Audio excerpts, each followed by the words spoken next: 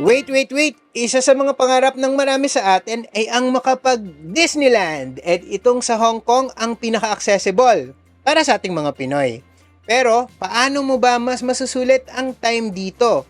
In this video, bibigyan namin kayo ng mga practical tips, so don't go anywhere!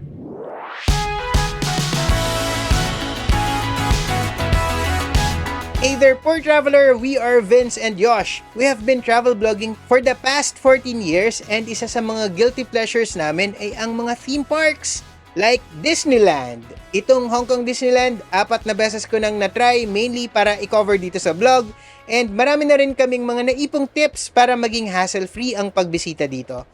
Pero bago ko splok yung mga yan, if you're new to this channel and hindi ka pa nakasubscribe, baka pwedeng maka-request naman dyan. Click mo lang ang subscribe button and pati na rin yung bell icon sa tabi. Tapos choose all para lagi kang updated kapag may bago tayong informative travel videos tulad nito. Kung sa Facebook ka naman nanonood, please help us reach 1 million followers by liking and following this page na rin.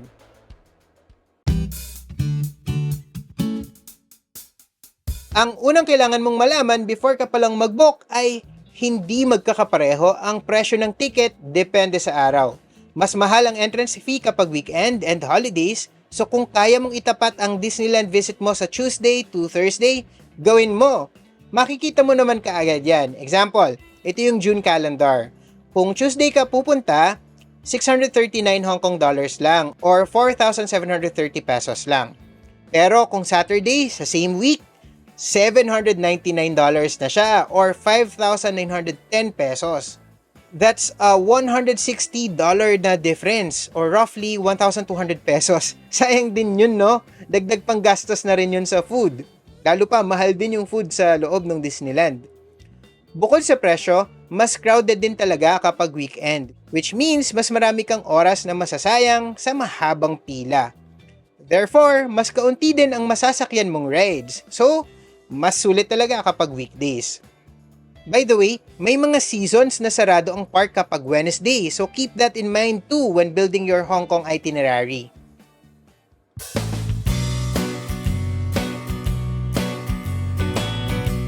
Iba-iba ang opening time ng Disneyland depende sa araw and season. But it's usually between 9:30 and 10:30 a.m. And mahalagang tandaan na habang papahapon, mas kumakapal din ang crowd. Kaya dapat agahan mo ang dating mo and take advantage of yung relatively kaunting tao sa morning. And ang pinakamabilis humaba ang pila ay ang pinakabagong attraction nito, which is World of Frozen. And understandable naman. Bukod kasi sa bago, itong Frozen Ever After na ride, isa yan sa mga best rides sa loob. So kung makapasok ka, ito yung unahin mo. The same way na kapag ka sa Universal Studios sa Osaka, inuuna yung Harry Potter. So ganun din dito sa Hong Kong Disneyland. Yung Frozen yung unahin mo. Better yet, avail of the early access na ino-offer sa Klook. Yes, you can enter the park and enjoy yung Frozen rides 1 hour before officially mag-open ang Disneyland. This 1 hour will give you enough time para ma-experience ka agad yung mga Frozen attractions even before pa dumagsa ang crowd. Mas mahal ito slightly pero sobrang worth it ito. Promise, yan kasi yung binook namin last time. Hindi pa officially bukas ang park when we arrived pero ang haba na ng pila. Check nyo. So, yung pilang yan yung mga regular tickets ang hawak. Pero if may early entry pass ka, dito ka pupunta sa kaliwa. May dedicated na daan na hindi sa main gate. Isa-scan lang nila yung Klook booking mo and papadiretsuhin ka na sa World of Frozen. Along the way, madadaanan mo yung castle na walang tao, so very tempting na magpa-picture muna.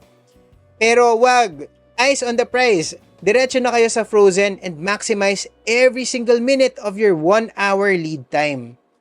Ubusin nyo na agad ang rides dito sa Frozen na zone na to kasi the moment na mag-open ang main gate, dito rin dadagsa yung most guests. So yes, super sulit ang early park entry ng Klook. To avail of this, just visit this link. Ilalagay din namin yung link na yan sa description and pinned comment para mas madali nyong mahanap. Then sa page na yan, choose 1-day ticket plus early park entry to World of Frozen. Often ay discounted na rin yan if sa Klook ka magbubuk. Ito yung link So, shinortan na namin para mas madali nyong matype or hanapin nyo na nga lang dun sa description or pinned comment.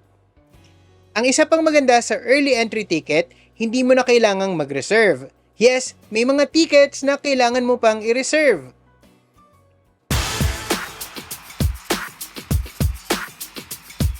May mga special tickets like yung early entry tickets na hindi na need i-reserve. But for regular tickets, kailangan mo munang i-register yung date of visit mo sa official website, regardless kung saan ka nag-book. This policy is implemented para ma-monitor and ma-control yung dami ng mga guests na pumapasok sa park on any given day. If feeling nila na beyond the capacity na, they can stop admission, which is why you should reserve. Madali lang naman yon. Whether sa Klook, KKday, or other merchant ka nag-book, you'll be sent a voucher na may ticket reference number. Sa Klook vouchers, you'll find it just beside the QR code sa right side. Then, sa Disneyland reservation website, just enter your email address or mobile number. Click Park Ticket and enter the ticket reference number. After that, you can choose your travel date na and reserve. That's it! Easy lang naman talaga. To enter the park, ang ipapresent mo pa rin is the ticket or voucher na sinend sa'yo ng Klook. Yung QR code doon, sa parang may isang corner doon, yun yung isa-scan ng staff upon entry.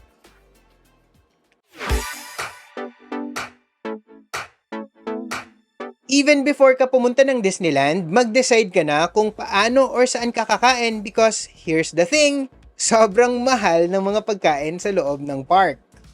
So, kung gipit ka sa budget, pwede ka namang magpasok ng food and drinks sa loob. Pero, may restrictions. Allowed ang mga individually portioned na pagkain and drinks for self-consumption. For example, pwede ang apples, bag of chips, tinapay, and sandwiches. Basta individual portion. Pinakita din namin sa staff ang onigiri na nabili namin sa 7-Eleven and pinayagan naman kami kasi individual portion siya. Even non-alcoholic drinks like cold tea, bottled water, and soft drinks, pwede ring ipasok basta maliit lang and nasa PET bottle. Tinanong talaga namin para ma-confirm. Pero kung pangmaramihan na, like kunyari, isang buong pineapple or pakwan, hindi pwede kasi you'll need a knife para ma-slice yun, di ba? Bawal din ang anything na kailangan pang iinit or lagyan ng hot water like kunyari, cup noodles. And yung mga madaling masira like sashimi and anything na may pungent smells like durian products or fish or seafood na bongga ang amoy. Bawal din ang alcoholic drinks and anything na nasa can or glass na lalagyan. Pero kung kaya naman ng budget, i-consider nyo na rin itry yung mga food dumps dito sa loob. Part din naman kasi yun ng experience. Ito yung mga presyuhan sa mga food stalls all around the park. Itong ice cream bar na to, 45 Hong Kong dollars. Itong box ng popcorn, 45 Hong Kong dollars din. Itong corn on the cob, $30 or 220 pesos. Yes, 220 pesos na yung isang mais na yan. Itong cheddar cheese hot dog, $55 or 406 pesos. And itong sobrang nakakatakam na giant turkey leg, 160 Hong Kong dollars or 1,180 pesos. Yes, ganyan kamahal. Malaki naman siya, so pinaghati-hatian lang namin. Yung iba kasi sa group namin, gusto lang talaga nilang matikman talaga. Pero, actually, ang unang kainan na makikita nyo pagpasok nyo pa lang ay Starbucks. And ito yung presyo ng mga drinks nila. Kayo na mag-convert, pero for reference, ang cafe latte na 58 Hong Kong dollars, yung grande na size, nasa 430 pesos yan. So yan yung menu nila. Makikita nyo sa screen. On a separate visit, nakapag-try ako ng soba with teriyaki chicken salad for $66 or 488 pesos. Pwede na, nakakabusog naman kasi may noodles, teriyaki chicken, greens, and soft-boiled egg. May mga pastries din like croissant, muffin, Danish, and sausage rolls na naglalaro sa $30 to $40 or 220 to 300 pesos yung presyo a piece. Dito sa Starliner Diner sa may Tomorrowland na zone, ang 2-piece fried chicken basket meal with large drinks and fries ay 140 Hong Kong dollars or 1,035 pesos. Same din ang price nitong Marvel Burger Meal. Malaki naman yung serving ng bawat isang set, so naghati na lang kami ni Vince para makatipid kaming dalawa. Dito sa The Lucky Nugget sa Grizzly Gulch Zone, $90 or 665 pesos ang fish and chips combo, pero di naman namin na-try. Sa drinks naman, usually ay $30 or 220 pesos ang soft drink or bottled water. $38 naman or 280 pesos ang iced tea. Magdala na lang kayo ng drink from the outside or reusable bottle kasi may mga drinking fountains naman and pwede kayong mag-refill. Diba? Sabi ko sa inyo, mahal. Yun, mahal nga. So kung hindi nyo carry yung mga presyo sa loob, dun tayo sa pwede kayong magpasok ng food na bilhin nyo na lang somewhere else. Basta again, dapat individually portioned.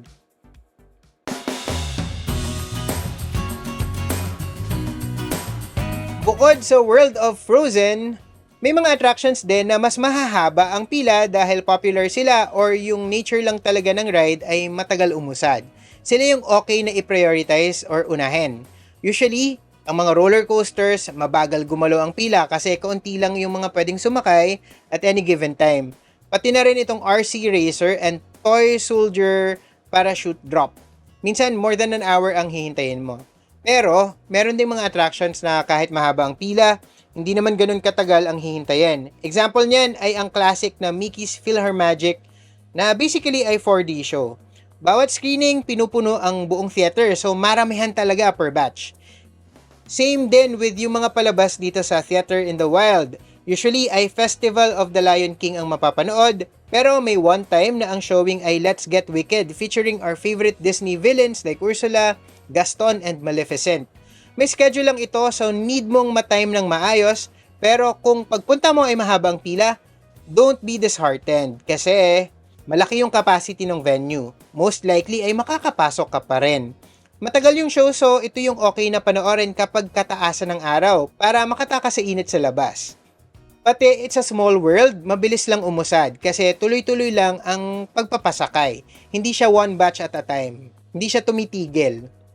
Ang nagugulat ako na hindi ganun kahaba ang pila ay itong Iron Man and Ant-Man and the Wasp na rides na parehong located sa Tomorrowland. Siguro dahil most guests, pagpasok nila sa main entrance dito sa Disneyland, pa-clockwise yung direction nila, which means ito yung last zone na madadaanan. And by this time siguro, karamihan ay pagod na. And tago rin kasi yung location nitong dalawa. Nasa dulo kasi, pero sa twice na pagpunta namin dito sa area na to recently, both times ay dire-diretso lang kami. Halos hindi na nga kami pumila.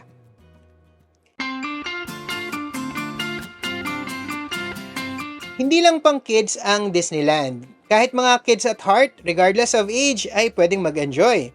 Hindi naman kasi lahat ng rides ay bumabale-balentong. May mga attractions na tamang chill lang and meron ding, oo, exciting pero hindi ganun kalala.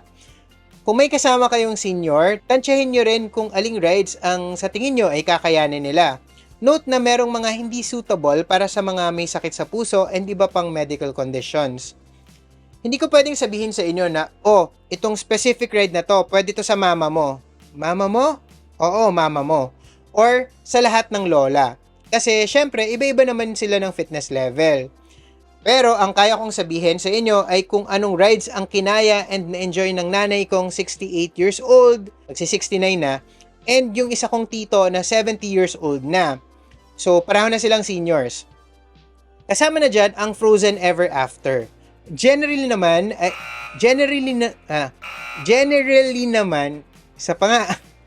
Generally naman ay swabe lang to except yung last minute na may surprise reverse pagdaos-dos na nakakagulat pero hindi naman yung tipong itatalsik ka kung saan. Same with It's a Small World na themed version lang din naman ng Frozen Ever After. Itong Iron Man na parang 3D or 4D ride, hindi rin ininda ng nanay ko. Sobrang amazed pa nga siya kasi parang totoo daw. Itong Ant-Man, madali lang naman to, babaril-baril ka lang tapos hindi naman wild yung ride. Mystic Manor ang pinaka-favorite ng nanay ko kasi naaliw siya sa kwento and na-amaze sa mechanism ng ride. May mga parts na nakakabigla pero hindi ito physically taxing. Itong Jungle River Cruise, bumenta rin sa mga thunders. Ang chill naman talaga dito and pampapress ko na rin. And syempre, ang mga palabas like itong Festival of the Lion King sa Theater in the Wild, yung Moana show dito sa Adventureland, and yung iba pang mga shows and parades, kayang-kaya na nila yan kasi nakatayo lang naman. Sa mga rides na alam naming hindi nila kaya, naghihintay lang sila sa bench na malapit or sa kainan somewhere. Kahit anong alaga and ingat namin, napagod pa rin sila kasi malaki talaga tong Disneyland. So expect na maraming lakad. And mas challenging kung tirik na tirik ang araw. Pero overall, they had a grand time naman daw. As soon as you feel na tapos ka ng mag-rides, head over to the area sa harap ng castle and pick a good spot sa gitna. Yes, sa gitna, para mas maganda ang view mo ng fireworks display. Ito ang pinaka-highlight of any Hong Kong Disneyland visit, a culmination ng lahat ng na-experience mo encapsulated in 20 minutes of a magical show. Kung nakapag Hong Kong Disneyland ka na before and feeling mo, pwede mo nang skip to kasi napanood mo na yung fireworks display before, don't. Ibang-iba na to. They have updated the show big time. Actually, hindi ko alam if matatawag pa rin tong fireworks display kasi although may fireworks pa rin naman, kaunti na lang. Mas na-overpower na ito ng dynamic and very vivid na projection featuring snippets from our favorite Disney movies and their soundtracks. Usually ay 8pm or 9pm ito nagsisimula, depende sa season. Pero makikita nyo, 2 hours before pa lang nagsa-start ng pumwesto ang mga tao. So ikaw rin dapat. And kapag may central na position ka na, huwag ka nang umalis dyan. Sa'yo na yan kasi mabilis itong maging crowded and before you know it, pag umalis ka, punong-puno na ang lugar ng mga nag-aabang sa show. Momentous nighttime spectacular ang tawag sa palabas and it's really magical. Sobrang nostalgic, may parts na nakakaiyak. Favorite ko ang Coco segment kung saan kinanta ang Remember Me. Wow, kinanta ko nga. Kasi yun ang favorite kong Disney movie. And bago matapos ang show, make sure na hawak nyo yung mga dependents nyo, like yung mga bata and seniors kasi as soon as it's over, sabay-sabay na mag-e-exit ang lahat. Baka kasi kung kailan uwian na, tsaka pa kayo magkawalaan. In our next video, ira-rank namin ni Vince ang lahat ng mga na-try naming rides dito sa Disneyland Hong Kong. Sa tingin nyo, ano kaya ang number 1 attraction for us? Is it Frozen Ever After? Iron Man Experience? Post nyo yung mga hula nyo sa comment section below. And kung hindi ka pa nakasubscribe dito sa channel, gawin nyo na now and click nyo na rin ang bell icon para lagi kayong updated kapag may new videos tayo. You can also show your support by following us on Instagram, X, formerly Twitter, and TikTok. Just search at The Poor Traveler, single L. If mas gusto nyong makinig sa kwentuhan namin about our trips, you can listen to the Poor Traveler Podcast on Spotify and Apple Podcasts. That's all for now. Remember, plan smart, travel safe, and make every trip worth it.